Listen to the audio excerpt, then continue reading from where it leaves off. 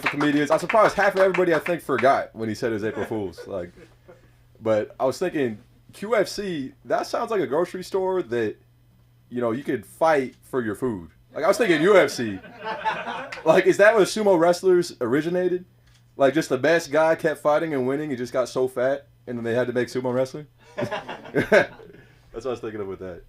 But yeah, April Fools. I was thinking, they used to have those pranks in the hood gone wrong. I don't know if you guys saw that in YouTube.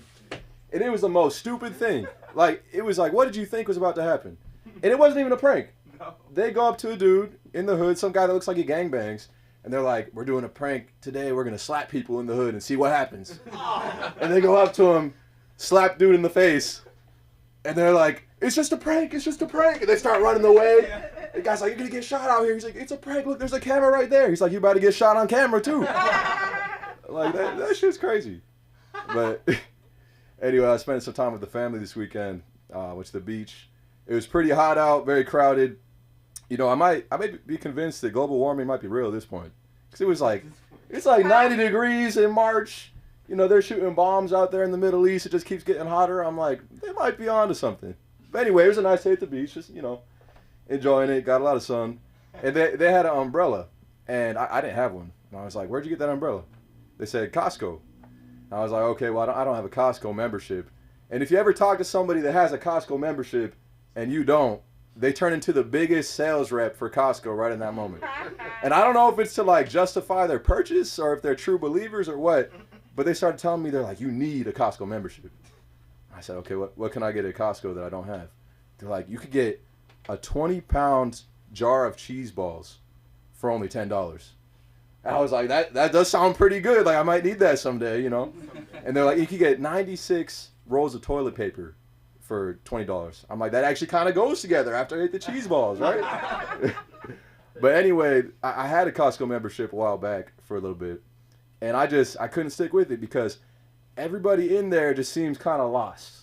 Like, they were just picked up and just dropped there, and they're kind of just they're looking around, they have nowhere to be, and they're kind of just roaming. They're like, honey, do I need another pack of 20 shorts?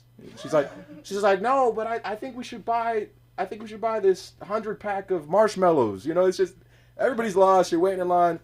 And then for the gas, you do save money on gas. Valid. But you got to wait about 45 minutes in that big-ass line just to get your gas filled up. Which, nowadays, it might be worth it. Gas is so expensive. And, but anyway, speaking of cars, do you guys have those features? If you have a newer car, you might have those unnecessary features they put in it nowadays. Like if you get close behind somebody and it starts beeping at you, or you don't put your seatbelt on. So, mine, most of them have an alarm that goes off if you don't put the seatbelt on. Mine talks to me. So if somebody gets in my passenger seat, I start going and it says, please fasten passenger seatbelt. And they don't put it on, it'll start getting louder. And I was thinking they got to make it to where it starts getting a little more harsh. Like first it says that, and then it says, put your seatbelt on, motherfucker. I told you twice. It's gonna be like your mom or dad when you were a kid talking to you in the back seat. Put that seatbelt on. But yeah, some features I wish you could turn off, like the one that beeps when you're behind somebody. Look, I know if I'm too close. I don't need my car telling me if I'm too close, right? Like if I get in a crash, that's my fault. But hey.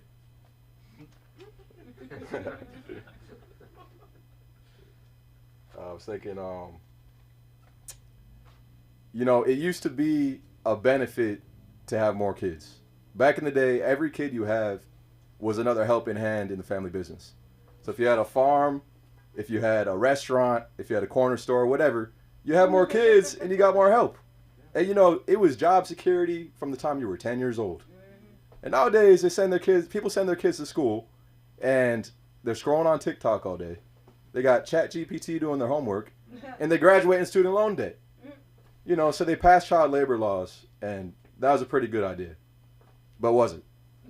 Cause like I'm saying, they used to have a job, they used to have somewhere to be, and now who knows what they're teaching these kids, at school. And now, I was just talking with my coworkers today. Years ago, they didn't have drills for what to do when a shooter comes when you're at school. that was a newer thing. You know, I grew up and I thought that was just a normal thing that always happened. They're like, yeah, you have to know how to put the textbooks in front of your face in case somebody comes in with the AR. Wow.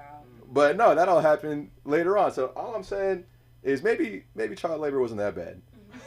But you know, so after child labor got outlawed, then the immigrants started taking all those jobs, which that was a good thing. It worked out, you know, like it was a trade. And now they're kicking out the immigrants, so it's like, who's gonna do all these jobs? You know, it doesn't make sense. But you know, that's Trump's got something going on, and we're gonna see how it pans out. But anyways, it's been great, guys. All right. Appreciate it.